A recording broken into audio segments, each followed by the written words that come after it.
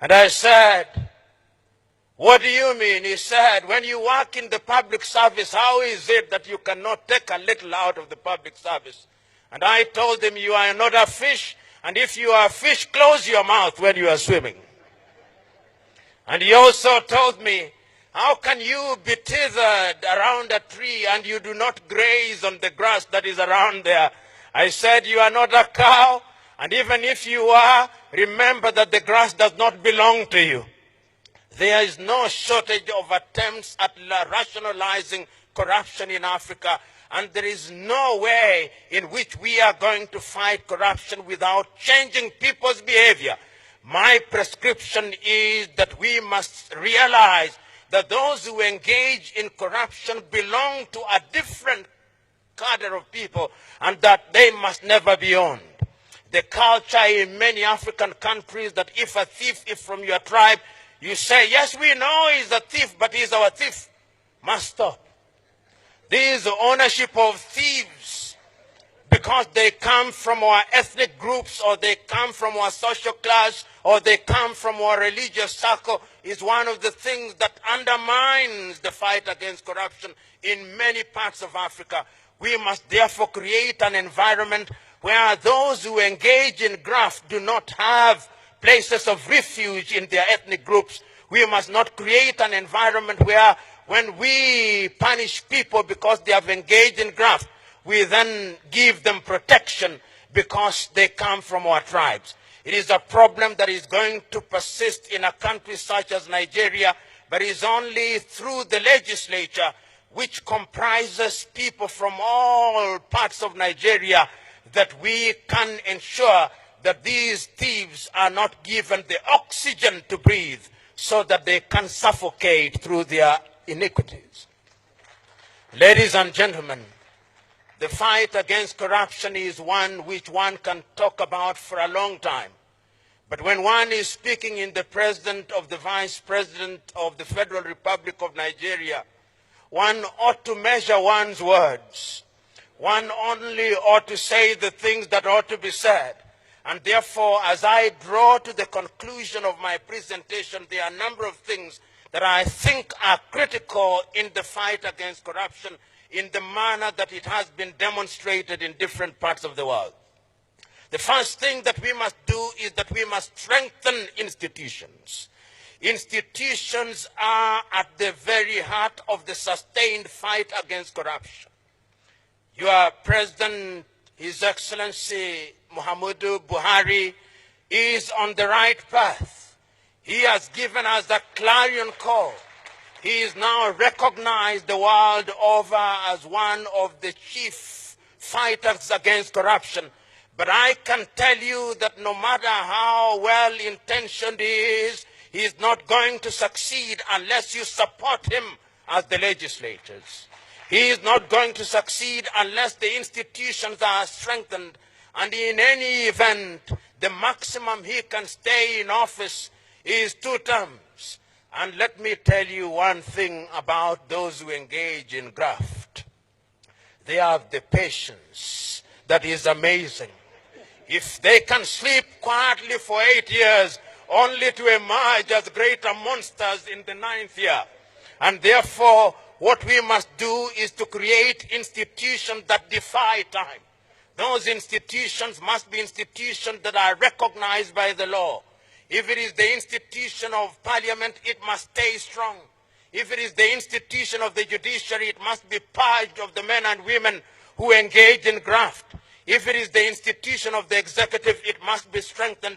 If it is the EFCC, it must be strengthened. If it is the civil society, it must be strengthened.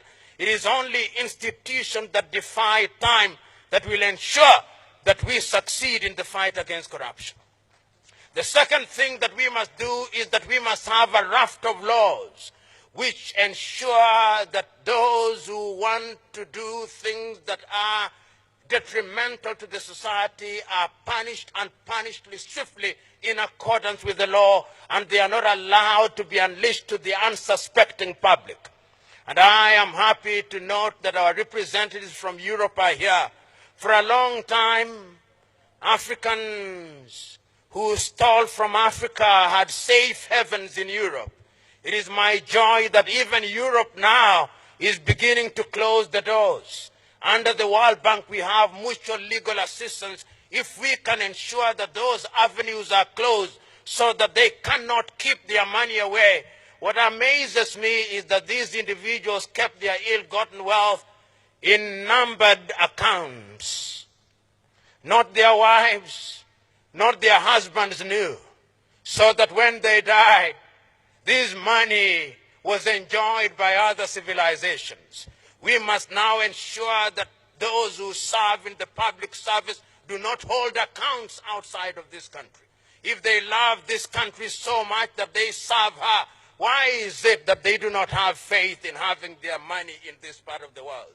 These are things that can only be done if we have sound laws.